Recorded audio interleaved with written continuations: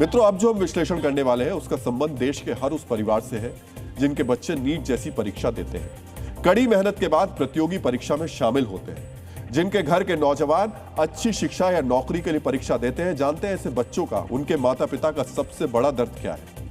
उनका दर्द है पेपर लीक, सॉल्वर गैंग। इनकी वजह से ना जाने कितने छात्र आत्महत्या करने के लिए मजबूर हो जाते हैं। इसलिए आज हम एक बड़ा सवाल पूछ रहे हैं, क्या नीट और दूसरी परीक्षाओं में सक्रिय सॉल्वर गैंग और पेपर लीक गैंग को मौत की सजा नहीं दी जानी चाहिए? क्या सॉल्वर गैंग और पेपर लीक गैंग के खिलाफ हत्या का मुकदमा दर्ज नहीं होना चाहिए? यह सवाल सिर्फ एक सवाल नहीं है, यह आज की जरूरत है। आप अपना जवाब जी न्यूज के सोशल मीडिया प्लेटफॉर्म एक्स पर जाकर दे सकते हैं। #FightAgainstSolverGang यह हमारा हैशटैग है।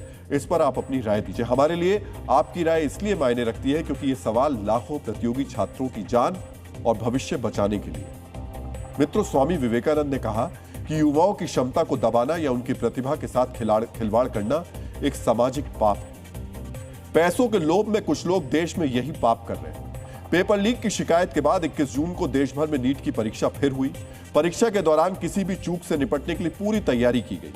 कितनी लीक प्रूफ और मजबूत तैयारी थी, उसे ऐसे समझ सकते हैं कि युवाओं के सुनहरे भविष्य में कोई समाजद्रोही सेंधमारी ना कर सके, इसके लिए भारतीय वायुसेना के जहाज और हेलीकॉप्टर से सील्ड प्रश्न पत्रों को 18 हब्स तक पहुंचाया गया।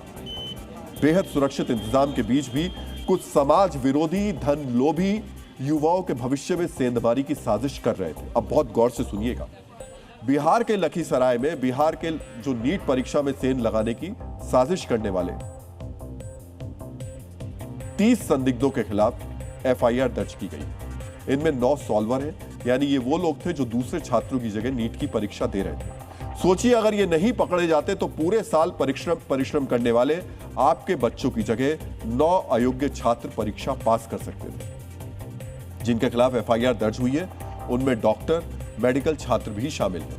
यानी ये खुद तो डॉक्टर बन गए, लेकिन आपके बच्चों के हक पर डाका डालने की साजिश रच रहे थे। संदिग्धों में वो कर्मचारी भी है जो परीक्षार्थियों के बायोमेट्रिक प्रक्रिया से जुड़े थे, यानी जिनकी जिम्मेदारी ये सुनिश्चित करना था कि सही छात्र ही परीक्षा दें। वही परीक्षा में सेंधमारी की साजिश में शामिल थे। गिरफ्तार आरोपियों में से एक आरोपी से वर्ष 2024 के नीट पेपर लीक मामले में CBI पहले भी पूछताछ कर चुकी है। समझिए, ये आदतन अपराधी है।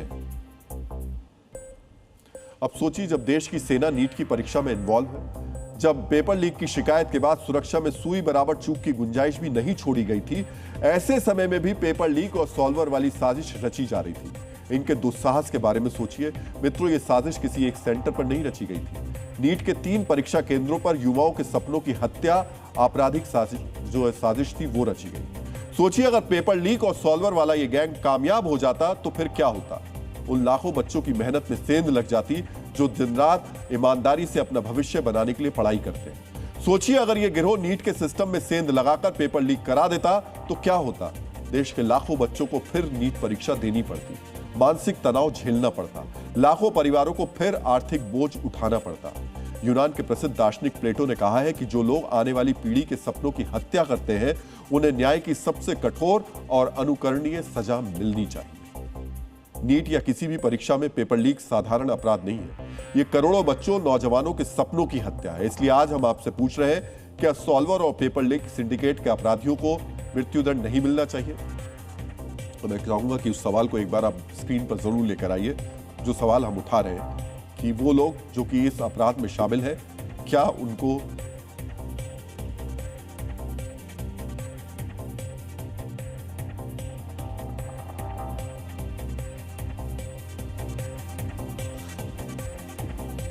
कुछ लोग कह सकते हैं कि भावावेश में हम ज्यादा ही सजा की मांग कर रहे हैं, लेकिन ये बात भावनाओं की नहीं है। धन के लोभ में सॉल्वर और पेपर लीक सिंडिकेट सिर्फ नौजवानों के सपनों की हत्या नहीं कर रहा है, ये नौजवानों की जान लेने का अपराध भी कर रहा है। हम आपसे एक आंकड़ा शेयर कर रहे हैं, बहुत ध्यान से समझिएगा। इसी साल नीट परीक्षा रद्द होने के बाद री एग्जाम से पहले नीट परीक्षा देने वाले 10 छात्रों ने जान दे दी। इनकी उम्र 18 से 22 साल के बीच थी। मध्य प्रदेश की 18 साल की आकांक्षा चतुर्वेदी ने अपने सुसाइड नोट में लिखा कि नीट दोबारा देने का साहस नहीं है। सॉरी मम्मी पापा, ये सिर्फ एक आकांक्षा का दर्द नहीं है, ये हर उस बच्चे का, हर उस नौजवान का दर्द है जो रात भर जागकर पेपर की तैयारी करता है और उनकी मेहनत पर सॉल्वर और पेपर लीक सिंडिकेट पानी फेर देता है। मित्रों, पेपर लीक सिर्फ छात्रों के लिए दोबारा परीक्षा देने का बोझ नहीं है, इसका मानसिक और आर्थिक दबाव भी होता है। ये दबाव छात्रों के साथ परिवार भी झेलता है। रिपोर्ट्स के मुताबिक एक री एग्जाम की तैयारी में कोचिंग करने वाले हर छात्र को 35,000 रुपए अतिरिक्त खर्च करने पड़ते हैं। ये पैसा आपकी हमारी जेब से जाता है। परीक्षा रद्द होने के बाद री एग्जाम में 30 से 45 दिन का समय लगता है। इससे छात्रों का एक बेशकीमती साल बर्बाद होने का खतरा रहता है। री एग्जाम की तैयारी छात्रों को अतिरिक्त तनाव देती है। मेडिकल रिपोर्ट्स के मुताबिक री एग्जाम की घोषणा होने के बाद मनोचिकित्सकों के क्लिनिक में बच्चों की संख्या बढ़ जाती है। मित्रों, इसलिए हम आज ये बड़ा सवाल पूछ रहे हैं आपसे कि क्या सॉल्वर गैंग और पेपर लीक गैंग को मौत की सजा नहीं दी जानी चाहिए।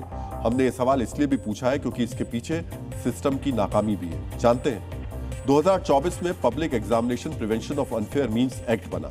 इनमें 3 से 10 साल की जेल, 1 करोड़ रुपए के जुर्माने का प्रावधान है। देखने में यह सजा सख्त लगती है, लेकिन पेपर लीक और सॉल्वर गैंग के कितने आरोपियों को सजा हुई? 23 वर्षों में 50 से ज्यादा पेपर लीक के केस हुए, लेकिन सजा सिर्फ 2 मामलों में। इसलिए अब जरूरी है कि सॉल्वर गैंग और पेपर लीक गैंग के खिलाफ सख्त कदम उठाए जाए। उनके खिलाफ सिर्फ सख्त सजा का प्रावधान ही नहीं हो, इन्हें तय समय सीमा में सजा भी दी जाए। मित्रों, नीट री एग्जाम को लेकर राजनीतिक विवाद भी हो रहा है। दक्षिण बेंगलुरु से बीजेपी सांसद तेजस्वी सूर्य ने आरोप लगाया कि बेंगलुरु में कांग्रेस की महारैली के साथ भारी जाम लगा। इस वजह से कई छात्रों को परीक्षा केंद्र तक पहुंचने में मुश्किल हुई। कई छात्र देरी होने की वजह से परीक्षा नहीं दे पाए। बीजेपी नेता कह रहे हैं कि कांग्रेस को पीएम मोदी से सीखना चाहिए। बीजेपी ने कहा है कि मोदी कल कोलकाता से लौटने के बाद देर तक एयरपोर्ट पर रुके रहे ताकि नीट परीक्षा देने वाले छात्रों को परेशानी नहीं।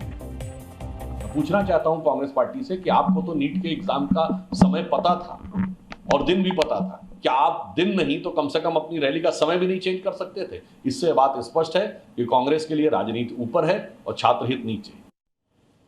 मित्रों, ये बहुत गंभीर आरोप है। बीजेपी नेता कह रहे हैं कि कांग्रेस छात्रों के साथ खड़े होने का दिखावा तो करती है, लेकिन छात्रों की सुविधा की चिंता नहीं करती। इसका जवाब कर्नाटक के गृह मंत्री प्रियांक खड़गे ने दिया। कर्नाटक के गृह मंत्री ने भी सोशल मीडिया पर पोस्ट लिखकर बीजेपी सांसद पर गलत जानकारी देने का आरोप लगाया। उन्होंने कहा कि आरसी कॉलेज में कुल 720 छात्रों को नीट परीक्षा देने के लिए आवंटित किया गया था, जिनमें से 142 छात्र अनुपस्थित रहे। प्रियांक ने कहा कि सिर्फ 3 छात्र सेंटर पर पहुंचने के बाद भी परीक्षा नहीं दे पाए। वजह चाहे जो भी हो, लेकिन जो छात्र परीक्षा देने से वंचित रह गए, उनका 1 साल बर्बाद हो गया। सोचिए, साल भर परिश्रम करने वाले छात्रों पर क्या गुजर रही हो।